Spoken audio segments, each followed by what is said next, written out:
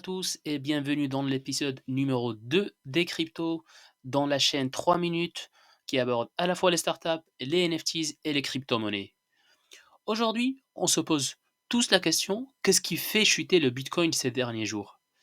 Depuis le 1er janvier, on l'a vu à 41 000 euros, on l'a vu ensuite descendu jusqu'à 38 000 euros le 5 janvier, encore à 36 000 euros le 10 janvier, et il se situe aujourd'hui autour de 37 000 euros.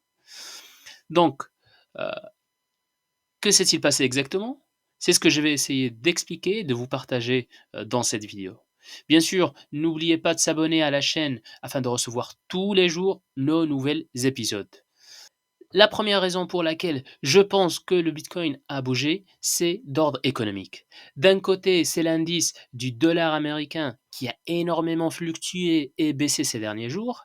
Et d'un autre côté, c'est le fameux rapport hebdomadaire des demandes d'assurance de chômage qui a été publié par le département américain du travail avant-hier, le 13 janvier 2022.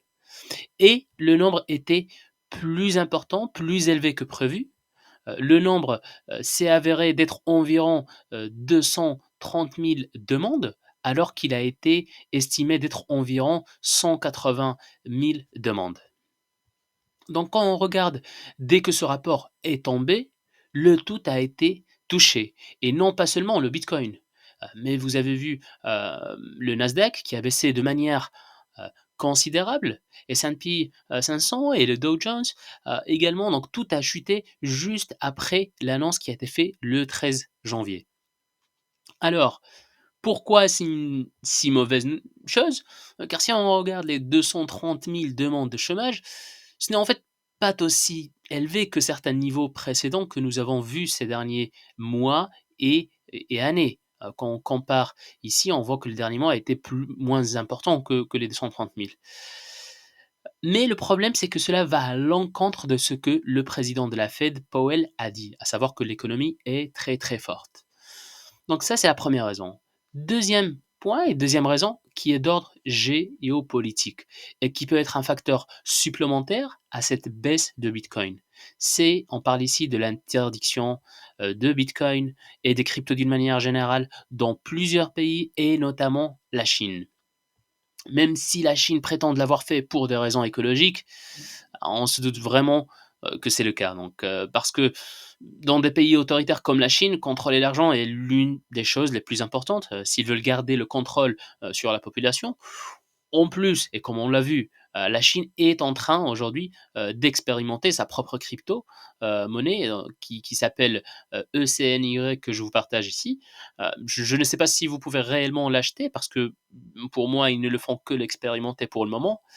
Mais il est logique, s'ils vont créer leur propre crypto gouvernementale, ils vont interdire toutes les autres.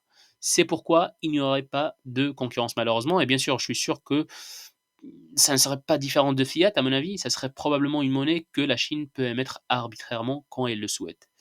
En tous les cas, cette interdiction dans plusieurs pays, donc on a mentionné la Chine, mais aussi l'Égypte, l'Irak, Qatar, le Maroc, Oman, Algérie, Tunisie, Bangladesh, euh, ça fait partie des éléments qui font baisser la courbe du Bitcoin.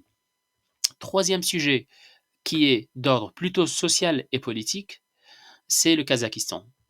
Donc beaucoup de vous se posent quel est le rapport avec le Kazakhstan? Mais le Kazakhstan est quand même le, on va dire, le deuxième, si je dis pas de bêtises, le deuxième plus gros pays qui mine les cryptos après les États-Unis. Près de 15% des mineurs de Bitcoin sont basés aujourd'hui au Kazakhstan. Donc, le gouvernement du pays a récemment augmenté les prix du carburant, ce qui a à son tour augmenté les prix de l'électricité. Et comme vous le savez, l'électricité est l'élément principal qui détermine si la crypto sera rentable ou pas. Donc après ces changements, au début de l'année, il y a eu beaucoup de gens qui ont manifesté et ça a fini avec des violences très très fortes au niveau du pays, avec de l'intervention pardon, des pays voisins pour pouvoir arrêter tous ces mouvements. Donc, ce sont les trois facteurs à la fois macroéconomiques, politiques, géopolitiques et sociales qui ont affecté la courbe de Bitcoin ainsi que d'autres cryptos. En tous les cas, les prochains jours seront très importants dans l'évolution du Bitcoin et notamment les annonces des États-Unis quant à la situation économique. Donc voilà, on arrive à la fin de cette vidéo, chers amis. Si vous l'avez aimé, n'hésitez pas à vous abonner à la chaîne et nous laisser vos commentaires. Merci à tous.